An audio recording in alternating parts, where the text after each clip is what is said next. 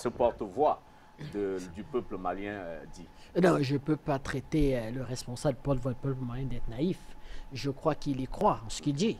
Il oublie juste que la CEDEAO n'a pas d'état d'âme. Ouais. C'est-à-dire que c'est une organisation sous-régionale d'hommes politiques qui n'ont pas d'état d'âme, qui se battent pour leurs intérêts. Et cette même CEDEAO n'a pas un certain nombre de moyens. Elle n'a pas de moyens. Je vous ai expliqué que son conseil exécutif est à Paris. Elle a, comment je vais dire, qu'un certain nombre, un agenda à exécuter. Je veux plutôt chuter rapidement, oui, en me disant rapidement, en allant dans le sens du docteur Rifoué. Il risque d'avoir deux cocus dans l'histoire. Parce que déjà, en 65, quand Moussa Traoré fait son coup d'État, eh bien, M. Modibo Keïta, qui était d'inspiration socialiste, va subir toutes les pressions. Il ira même jusqu'à suspendre la Constitution et dissoudre l'Assemblée. Le peuple va crier « À bas la France, à bas la France ». Moussa Traoré était jeune lieutenant à l'époque. Il prendra le pouvoir. Quelle a été la gestion de Moussa Traoré? Quand on arrive à ce même Moussa Traoré qui a fait un coup d'État, je rappelle que le coup d'État de Moussa Traoré est fait 2 mois avant qu'il ait annoncé un grand congrès dans son parti pour instaurer le multipartisme. Et les informations que nous avons... Non, Moussa Traoré lui-même qui a été renversé par ATT. Ça, oui. Et les informations que nous avons nous démontrent que ATT a eu énormément de rencontres avec un certain nombre de responsables français.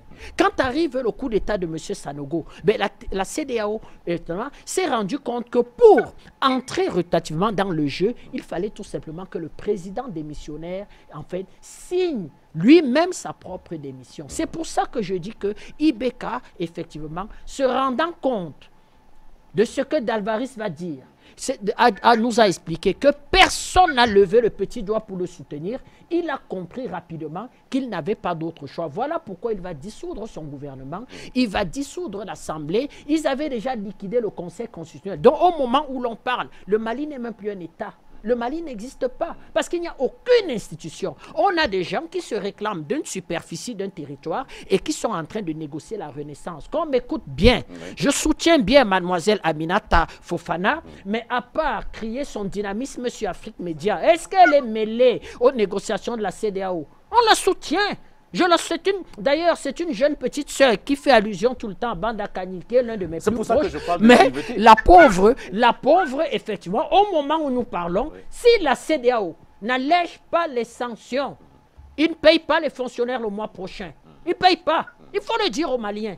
Et là, véritablement, la seule chose intéressante dans cette histoire, c'est l'entrée des Russes dans l'affaire. Mais l'entrée des Russes dans l'affaire, véritablement, ne chasse pas la France. Donc, vous voyez donc que c'est ce que j'ai appelé l'arrangement d'un gang de barbares, où on se demande même si IBK n'a pas été mis en contribution pour liquider l'État, dissoudre véritablement toutes les institutions et permettre une nouvelle renaissance du Mali qui, véritablement, va tenir en premier compte, tenir compte des intérêts de ceux qui sont dans l'affaire.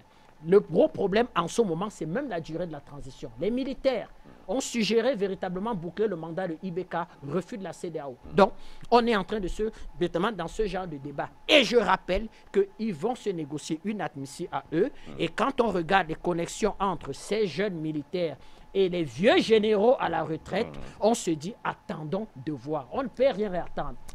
Dans 2-3 jours, on verra déjà. On verra un peu plus clair. Voilà donc ce qui pouvait